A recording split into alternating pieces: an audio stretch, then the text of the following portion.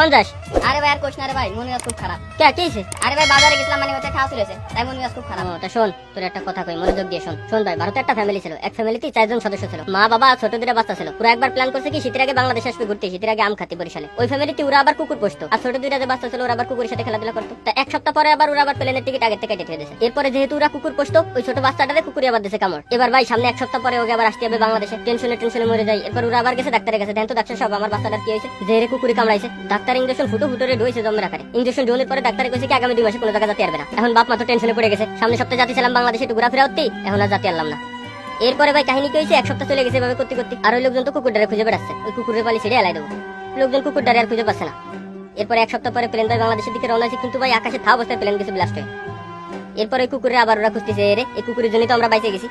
এই কুকুর না থাকলে তো আমরাও প্লেনে উঠলে আমরাও ক্র্যাশ করে যেতাম, আমরাও মরে যেতাম। আমার বাচ্চাটারে কুকুরে কামড়াইছে বলে আমরাও বাইচে গেছি। এতে তুই কি বুঝলি? এতে যা বুঝলাম, আল্লাহ যা করে ভালো